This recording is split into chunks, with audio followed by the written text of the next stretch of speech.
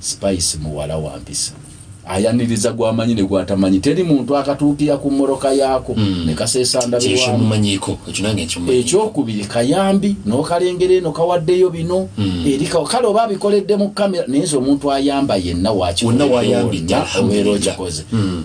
kyembuuza muganda wange Abitex kuba kati oyo Spice tumutwalira mu ssali abawala baffe muwala we yakola ki kali tulinze okuddamu kw'omukulu naye aluddewo ekibuzo kiyinza okuba kimukaluubiridde lutaka tugende mu bulango bangi kakati nze nakugamba nti mu music industry mba njogera ekituufu sifa kwani gwe nchogeddeko ekigambo ekituufu akawala ako kannamukwaya kalinamuko ku discipline kusinziira ku bayimbi abayina kututumu ahuno yogedde ekitu kalinamuko ku discipline ngabe yawulira nga njogedde ku linnya lye n'awulira bubi n'avaayo n'akola video naffe betuulira obubi nga tukoze nga tuwulidde omuntu akakkanya omulimu gwaffe kakati omuntu ye nayina aliseka nga bakutte ku bizinensi ye n'aseka busesi anfuna bulungi oyo abeera baataba mu buyabuya simanyi kyeyonyina mutuuma Spice Diana abadde atambula bulungi nnyo emabega era talabikira muko mu ntalo zonna naye ayina manager we ayinamuko ekitimatima ekitali kirungi manager Roger one day olunaku lwali lumu n'agendako ko mu street jam yali Masaka street jam yali Masaka ya mutima ekigambo ekituufu yamusala kazibe kaponya oteka obongo wano omanya abayimbi abo boolaba abamu tebalina discipline bo bali after money abamu ninga eriyo kazibe kapali omu ku muntu gosanga ngeki tayinza kutuuka abantu n'avuga motoka ye n'agenda ng'atuusa awo no baba promoter abuzi kubanga wanye ekitiibwa abawagizi yayimbira abawagizi tayimbira promoter wadde promoter yabakoze eki nze sabo zino tosobola kuwulirayo kalango nti Abitex Promotions mujje mu mulabo babbajjo fe abawagizi balabe ekyo kye tubawadde era bwe tubaleetera ekitali kirungi tebajja pulira kakati ekigambo ekituufu ekivulu kasita kisala promoter asobola okuba nga yabaze bubi nga yatesitese bubi yateekese mu kifo kibi yalanze bubi yasabe sente nnyingi yakoledde mu biseera ebitali birungi ekivulu ne kisala n'ebiseera ebisinga omuntu ow'amaanyi buli wabeera wonna wabaawo numbers abantu ekivulu bwe kisalanga g'omuyimbi nawe olina okwetunula mu lwaki abantu tebazze tukiyite mu bwangu katono nnyo Spice Diana yagenda ku stage n'avuma abapromota n'agamba mwani bapromota bano mumaani batumanyiira mutima mpa ssente zange ojja kuzimpa era bannamasaka baali bantu balamu kiba kitegeeza baali bajjamu kuba ebikongoliro biyiike ng'enkuba kiba kitegeeza nti yayita babaze mu magezi ng'amagezi agabaze mu promota n'atuyisaamu egga ekintu wakijeri ku mutima e Masaka nze seerabira nkugamba bwe nti tugende mpola Spice n'abanga alinyiridde omulimu gwaffe promota ali mu mabanja ali mu dduka n'abali ku mulyango tebaavaawo abaali babanja omanyi tulina enkola eyo omuntu ng'akubanya minu za 3 n'omuganja akusooka ku mulyango Bulayimu yali ku mulyango omusajja ali mu motoka amenya omutto yeebase ate ekivulu kimusaze anoonya baana asasula ng'oli ku stage omujolo olwanirako omutima awo Spice Diana nze olaba nalwanya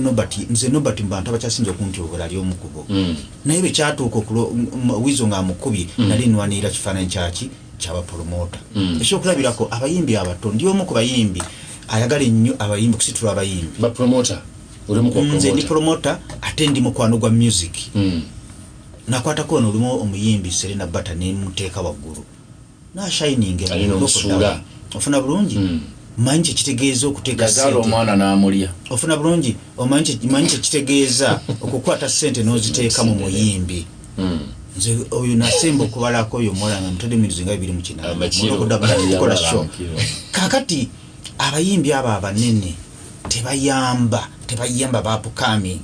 naye ate baagala nnyo okubuukira upcoming ng'afunyeyo akayimba njakuwa enyimba simusaze kirimi agenda kweyongera katono mulaga ekigaana okuyamba abe kati aludde mu music ebyabayimbi muno ekisawe simupya mbuliraayo abayimbi 3 abato be baleeta mu luvannyuma ne banukula bulungi abaleese. Ekigambo kituufu, abayimbi si balungi n'abato. Naye kakati nagambye nawadde ennyimba 3 ne mujjukira oluyimba lwa Tupac. Eddie Kenzo yaluddamu. Omuwala yafuna omuti yafuna. Bagamba yagenda international. International mbulesho ino negye yakola. Ne nkugamba oluyimba olwokubiri. Oluyimba olwokubiri olwakawala nakalabe nako kakayiga okwogera. Kali katwendinganye oyote yani Iliya Ote era Spice nakola naye kolabo akana nikazikenda kaona business akavala akula luyimba lwako nimba gamba ndikakati 1000 Spice baja na yimba luyimba nzikali akawala onekajja kaba kagenda kuyimba ki nimugamba omwana obo mutulide tomugaseko bobango yagala musitula ko luyimba olupya ekyo Spice yakitegeera nalabanga nza amubukira nimugambe ki mwana muwala ono yani chuni akubye ekiyimba kitraining yomukuba yine oluyimba lutraining kati go kutegobba nimugamba collabo ya Spice ndara yabali yetagisa lwaki tubakoze olulala ngoyagala omugateko nze ku music sifa kuba bigenda kudirira kali jjo ndi mu studio ni muwala wange na Mishad nade ngenzo wa nisimu kujayo nyimba ne ngendayo nensangayo manager Roger ni Spice sisobola kulwana tewali olutalo era mbanyu okuteekawo embeera okulaga Harmony ninga kigambo ekituufu n'ekiri kikati kyogedde wano kye yakola wakito wakyogedde tewabadde onsonga kina badde nkyogera anti ye kati takimanyi akimanyi akitegeere kase baba batakitegeere kati akitegedde ni kati sikali muwala ne mwagaze kati kyenkusaba kati yategedde kati muleke okumuleka timu ngamba todda kumukakanya kazibe kapo wanji wafuka di editor wembozi ya nedda nkugamba bugambi okumanya chichi niyo nkugamba bugambi ng'omuzadde kubanga kati fe tuli basajja bakulu kale oli mwana we omuntu olw'emyaka oleka asigale nga akuli bitufu kyezo omulesi olw'emyaka olinga aje ogamba nti oli mukulu nnyo no akazaala kalwa kaine emyaka ka Spice nga 28 asa iya to mwana wange first born wange ina 32 kana ke kana ni benza lamba manyi tubene kumulamu omulala tata kazi bekapo omunde etedde ali baluja kwetwala era kika ezibula ngala tuzi nalukola kyaganya okulayira aganye buganye baba muganga nalukola tatulimba entertainment ataganye nalukola limba kingaba mbasaba mu dakiika emu nzije tutandika okay ati kiba kya nnaku musanvu ziggwako ku manda kati wetumuliisa Museveni asobola okugana omuntu okulayira ziggwako